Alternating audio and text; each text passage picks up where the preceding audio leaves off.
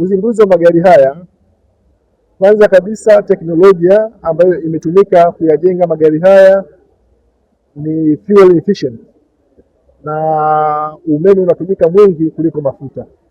Kwa hiyo katika nyakati kama hizi ambazo nyinyi ni mashahidi kwamba gharama mafuta imeenda juu sana, na hiyo kupelekea bei ya bidhaa zote muhimu, kwa sababu bidhaa zote zinategemea usafirishaji. Kwa hiyo maisha kimsingi yanakuwa yanapanda gharama kama gharama za usafirishaji zitakuwa kubwa, lakini kwa teknolojia kama hii ambayo malori haya yatakuwa yanatumia umeme mwingi na mafuta ya kadri, maana yake yanaenda kupunguza gharama ya usafirishaji na hivyo kupelekea kupungua kwa gharama ya bidhaa ambazo zinaenda kupunguza gharama ya uzalishaji, lakini pia maisha kwa mwananchi.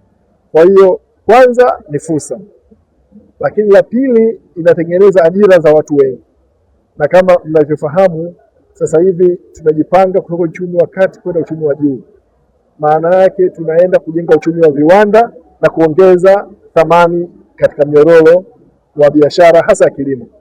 Katika muktadha huo tunahitaji sana wabia na wadau muhimu, hasa kwenye sekta ya uzalishaji.